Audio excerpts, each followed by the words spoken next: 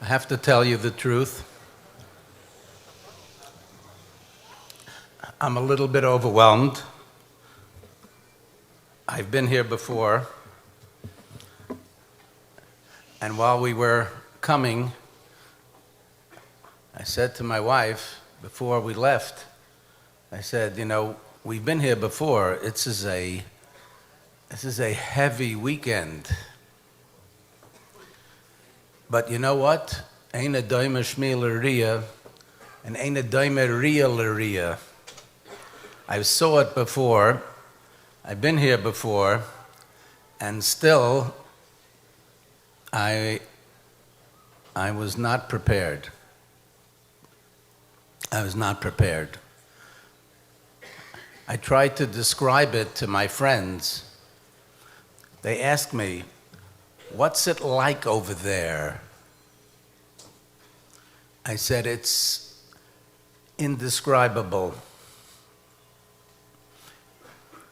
It's heavy and uplifting at the same time. I don't know how it happens. I feel completely wiped out, washed out, and uplifted beyond belief. I don't know. I can't explain it, and I've been around for a while. So I know some of you like when I'm a little bit funny, but I'm not going to be funny now. I just don't feel like it. So I'm going to be very brief. Reb Gedalia said, be brief. I'm going to be very brief. And I really just want to tell you one thing. Just one thing.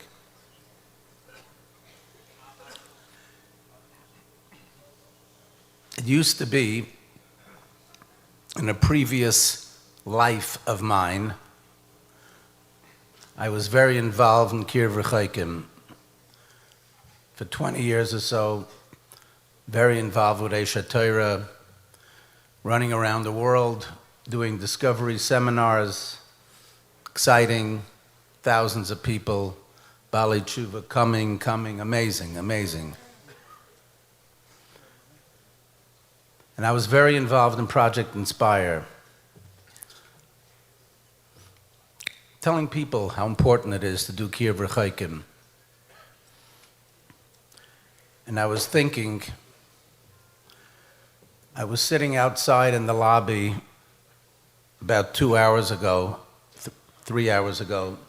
I was sitting next to Reb Gedalia, who was just the most unbelievable person I met. I don't know how to describe him either.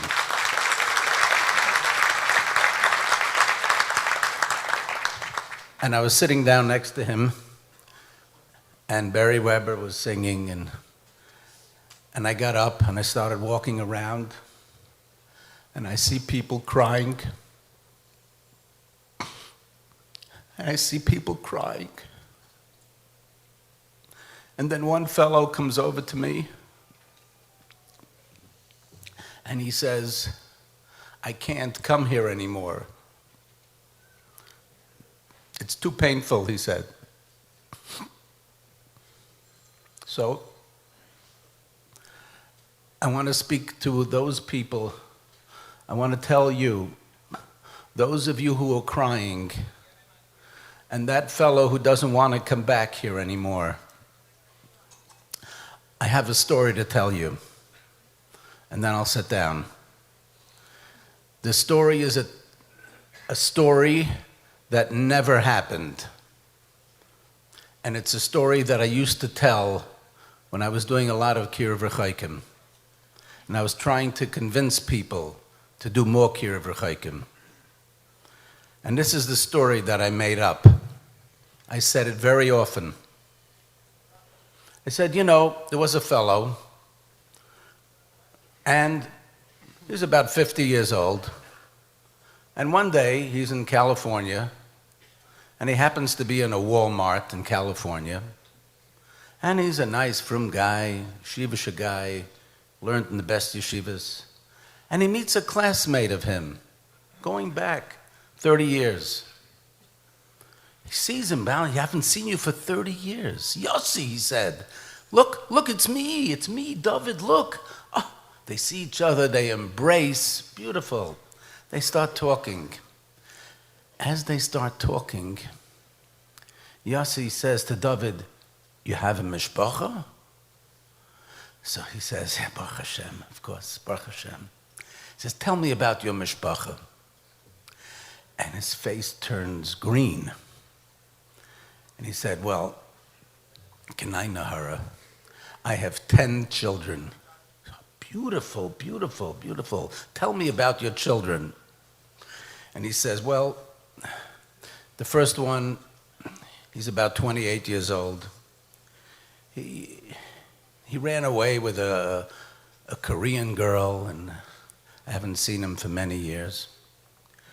And the second one, he's 25, and he lives here in California. He became a filmmaker, and not really in touch with him anymore. And the next one's 22 years old, and she's in Thailand now. I can't tell you what she's up to. We write to her, she doesn't answer. V'chahena, v'chahena. Each one he describes, each one worse and more tragic than the next. And finally he gets up to the 10th one and he says, oh, my little Chaimel, Kenai Nahara. Chaimel is an unbelievable boy. He's learning, you know what he's learning, you know what he's doing, and he goes on and on about him. Yossi walks out of that Walmart and he's done. He just met his best friend from 30 years ago. He has 10 children, and 9 of them are off the derech. 9 out of 10 children. That's the story I made up. And then I told people, the story is made up. But the truth is that that family that we're talking about is the family of the Ribbono Shel Olam. Assimilation is so rampant that nearly 90% of the Eibishter's kinder are off the derech. We forget that because we live in Lakewood and we live in Monsey and Flatbush and Borough Park. And so, Erlich Yidden all around, sure, beautiful, beautiful. And we forget that 90% of his mishpacha is gone.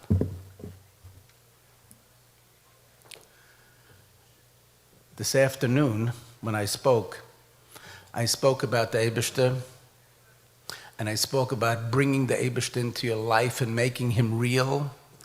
And I told you that you cannot change without Siyata D'Shmaya. It is so difficult to do. Without Siyata D'Shmaya, it's not going to happen. And a lot of you looked at me and they said, really? The Eibishter is really going to come into my life? And I want to tell you, those of you who were crying in the lobby, and that fellow who doesn't want to come back here anymore, I want to tell you that the Eibishter understands you very, very well. His family is worse off than you are. His family is gone.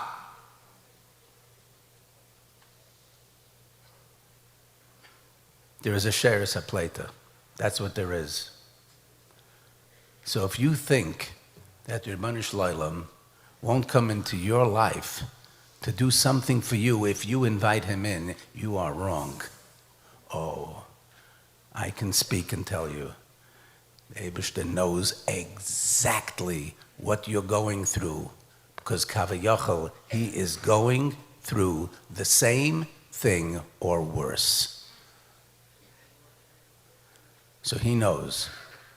He understands everything. And just in case, and I'll end with this, just in case you think that maybe you're not ro'ui for a Kadosh Baruch Hu to do a nace for you, because that's what you think it takes, and maybe it does. But I will just tell you one klein vort, very, very short, very short.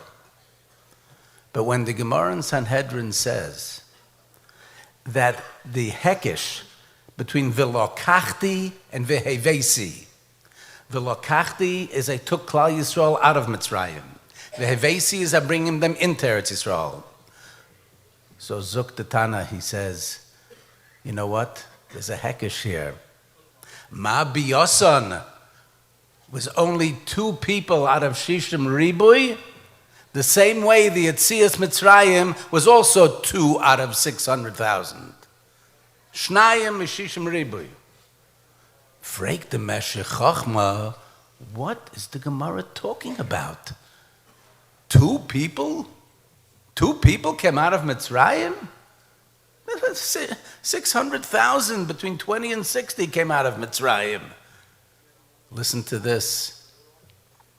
Zok the Meshech Chochma. That's true. You know what the Gemara is saying? That it was kedai for the Rebbeinu Shloim to do all the nisim v'niflois, everything in Mitzrayim for 2 people. Because it's true. We forget. From 20 to 60 men, from 600,000, only 2 went into Eretz Yisrael, Yeshua and Kalev. Sok the Meshech Chochma. Everything. The Makas, Kriyas Yamsuf, the Mon. The Eibishter knew only 2 were going into Eretz Yisrael. Look what he did for 2 neshamas. Look what he did just for Yeshua and Kalev. He knows only 2 are coming into Eretz Yisrael. So Ibe gedreit the ganze Mitzrayim, the ganze Welt for 2 people. You think you're not roi? You think a nace can't happen to you? I'm here to tell you, it has happened before. It continues to happen. What the Eibishter knows with his family, he knows what you're going through. And yes, it might require a nace, yes, but the Eibishter's up to it. He's done it before. For 1 person, for 2 people, can turn over the entire world. You should all be zoiche that the Eibishter says, I'm ready to do that for you. Don't give up hope.